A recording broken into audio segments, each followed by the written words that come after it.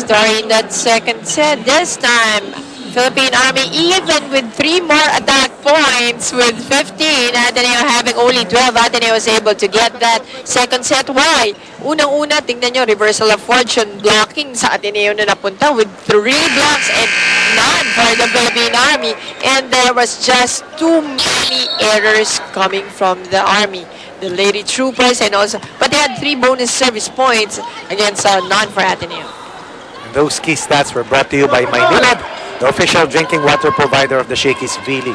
Well, nasa natin ng Philippine Army, mas sisipagan dito sa third set. And looking at those numbers mo, makita mo, they were outworked by Ateneo. Definitely, and Ateneo not losing focus on that second set. It's able to get that one. And itong Army, ngayon, they know na hindi na nila pwedeng bigyan ng konting butas itong Ateneo Lady Eagles. Hindi mo pwedeng biruin talaga dahil nag-champion na itong Ateneo. Marunong ding manalo itong mga batang manlalaro na to. Ateneo thought that that ball was long, but that was clearly inside. Dalia Cruz tying this game here, the third set, 1 point apiece. Umpisa pa lang kasi nung second set, lumamang na talaga yung Ateneo. Yes, and tuloy-tuloy diba? Hindi rin nag-let go. Dalia Cruz with that running serve. Alam mo, muntik naman makabalik ang Philippine Army, pero sa last decision-making time ni Jen Ferrer, yun ang naging bentahe talaga for Team Ateneo. Lazaro going to Ferrer. Hervasio coming out of nowhere. Iratay. Blocking. Valdez and Patnongon blocking Mayet Carolino on that try. Kanina 4 blocks sila nung second set. At ito pinapakita nila kung gaano sila katsaga at kasipag. And Valdez combining with Patnongon to put up that wall for Ateneo. Well, so far Valdez with 7 points. Kainglet and Hervasio with 6. Gretchen Ho with 2. On the other side, it's Michelle Carolino with 9. Cruz with 4, Mayet Carolino with 5, and Dakis just on the second set had 7. But it is on the defensive end that Philippine Army has to really work extremely hard dito sa third set. Right now, Ateneo heeded the call of Coach Parley. Chinatsaga nila, marka, talon. Just play your game and see where it takes you, yes. diba? Ano naman sinabi ni Coach kanina? Hindi naman kailangan magmadali. Saka psychologically, he pointed out that they can keep in step with Philippine Army. Kaya natin yan. Yan ang pinapaalala niya for Philippine Army. On the other hand, napailing kanina si Corporal Rico de Guzman dahil nakunan nga sila ng napitikan sila ng isang set. Iratay going to Balse, being contained by the blockers of Ateneo, but she gets that 4th point for Philippine Army sa ating third set. Iratay coming in late in the second set, subalit bumalik si Dinosalag, but here in the third, she gets the start. Carolino, tahimik pa rin dito. Jen Ferrer to Hervasio. That was well read. And finally, Mayet Carolino and King Balse. nothing from the blocking scoring for Philippine Army in the second set. Tandaan natin yung stat na yan. Ito ngayon, sinimulan na. Nakalimutan mo kasi minsan nakala mo kaya mong idig eh. And again, yun nga, no, yung defensive pattern, kasama kasi yung blocking. Pag wala nahuli or walang nag-block dyan, naiiba ang depensa. Yes. Hindi mo masasangga. At sometimes you measure effort in terms of just trying to defend. Especially first line of defense. Ano ba? Dig ka muna. Pagkatapos sumatake ang kalaban, sa net ka naman babanat. Kaya the coaches will always say, bawal tumambay dyan sa net. Kung ayaw mong mag-block, mag-floor defense ka. Yes, galaw-galaw. Ferrer going to Hervasio. Alisa Valdez against 2 blockers. Iratay chasing that ball. Going to Bunag. Long rally. Valdez against 2 blockers and she gets that point. Smartly using the blockers of the Philippine Army. Wala na siyang butas na pupuntahan doon. That's why, eto, swiping it off the blockers and taking the point with it. Grabe yung preparasyon. Ano?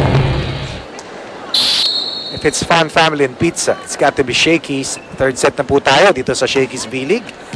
Unang game dito sa hapon ng Martes. Balse using her left.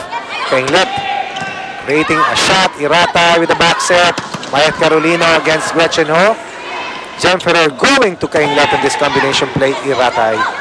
Carolino. John Bunag, matagal-tagal lang hindi po puntos for Philippine Army. Back set. Oh, Hervasio's right behind her. And King Balse on a quick hit. Nakita niya nagkakagulo yung depensa na Ateneo. Went for a quick hit and got that point. At nabasa rin dito ni Iratay. Nakita niya Embalse knew where to place that ball. Ito na yung gusto ng Philippine Army. Ito yung tema ng laro nila. Hindi yung naghahabol. 7-3. Philippine Army, third set. Mayat Carolino serving. Herbasio with a dig. Ferrer took a left once again. Good dig by Dalia Cruz. Iratay, Bunag with a drop shot. Push shot, ang layo. Kaya nga po. Yes. Kita niya, sa angle niya, it was Mary Jean Balse's arms. So, ginawa niya off speed and was successful. Axel is the official outfitter of the Shakey's V-League. Yung mga ganyang read comes with playing a lot of games That's right. and being exposed to a pressure-packed situation. So, that's too long. Not enough spin on the ball. 4-point lead by Philippine Army in this first technical timeout. www.facebook.com/ShakiesVLeague. Anong balita dito sa ating third set?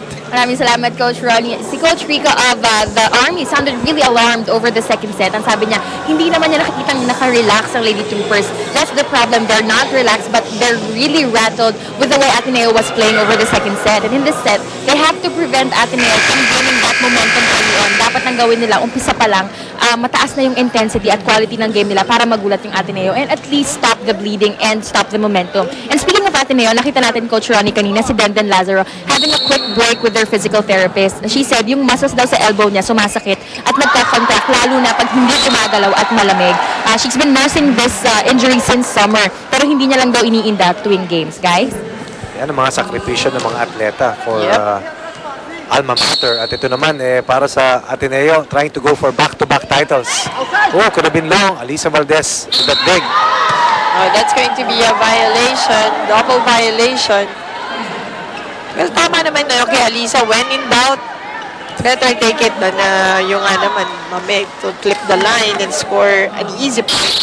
But so far, Dalia Cruz, 7 digs for the Army, and Alisa Valdez with 6 of her own. So not bad for strikers on the defense. Wow. That was Mayat Carolino against shorter defenders, but definitely that was Dalia Cruz, I'm sorry.